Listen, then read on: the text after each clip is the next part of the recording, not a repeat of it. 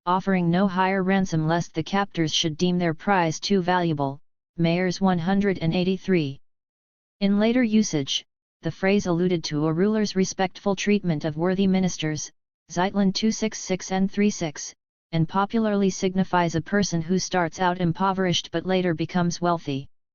Later he successfully took the imperial civil service examination and became a county magistrate in Shaanxi province. In the final tally, he distinguished himself as an ambitious gentleman. 125. The Furry Fox. Ma Tianrong, the son of a peasant family, was over 20 years old. Though a widower, he was too poor to remarry. It happened one day, while he was out weeding in the field, that he saw a young woman wearing beautiful makeup walk past him on one of the paths between fields, her rosy appearance making her seem both charming and refined. Ma figured that she must have lost her way, and when he turned to look around, there was no one else around besides the young woman, so he came closer to flirt with her. She seemed to be waiting there submissively for him. Ma wanted to make love to her. She laughed and said, "On such a fine day, there's undoubtedly something better to do than this. If you go home, shut your gate and wait for me, this evening I'll join you there." Ma didn't believe her, so the young woman swore to him that she would come. Ma therefore gave her detailed directions to his place, and then she went her own way. At midnight, she did indeed arrive, and they made love enthusiastically. When he touched her flesh, it felt extremely delicate. He held a candle to get a better look at it, and the skin was as pink and soft as a baby's, with fine hairs all over her body, which seemed pretty strange. He became suspicious and began thinking to himself, couldn't she be a fox? Then he playfully asked her about it. The young woman admitted the truth, concealing nothing. "Since you're an immortal," Ma remarked, "you can get anything you want. Now that you've already come here and made love with me, won't you offer me some money, to help me out of my poverty?" The young woman agreed to do so. When she came the next night, Ma asked her for the money. She looked surprised and exclaimed, "I must have forgotten." Just as she was about to leave, Ma reminded her again about the matter. The next night he asked her, "Do I need to beg again, or did you remember this time?" The young woman laughed, and asked him to wait till some other day. Several days went by, and Ma once again made his request. The young woman laughed, turned, and took 2 silver ingots from her sleeve, about 5 or 6 taels in value, and when he held them up so he could see their fine-grained edges, he found them extremely lovely. Ma was very pleased and hid them away in a case. 6 months elapsed, and it happened that he needed some money, so he took a bar out and showed it to a man. The fellow told Ma, "This is tin." He took it and bit into it, then after he'd tested it with his mouth, it broke apart. Ma was utterly astonished, took the bar back and went home. That night when the young fox woman showed up, he berated her angrily. She laughed, and said, "It's just your poor fortune that you can't afford to have real gold." She laughed once more. Ma replied, "I've heard that fox spirits are all incredible beauties, but that doesn't seem to be the case with you. We look just the same as people when we adopt their appearance as our disguises," she explained. "But your fortune is too weak to have even a single silver tael to your credit, so how can you suppose yourself capable of possessing an extraordinarily beautiful woman? I may be stupid and uncultured, and indeed I may not be worthy of acceptance into the highest levels of society, but compared to someone with big feet and a hunchback, I'm an incredible beauty." Several months passed, when suddenly one day she gave Ma 3 silver taels as a gift, explaining, "You've repeatedly begged this of me and I refused before because of your poor fortune. Now that your engagement is not far off, please use this money I've given you as a parting gift to pay for a wife." Ma explained that he wasn't planning to marry a woman. The young woman responded, "In 1 or 2 days, a matchmaker will come here." "What will the prospective wife look like?" he asked. "You've been thinking about incredible beauties," she said, "so no doubt she'll be extremely attractive." Ma commented, "I dare not hope for that. For 3 taels, how can I possibly buy that kind of wife?"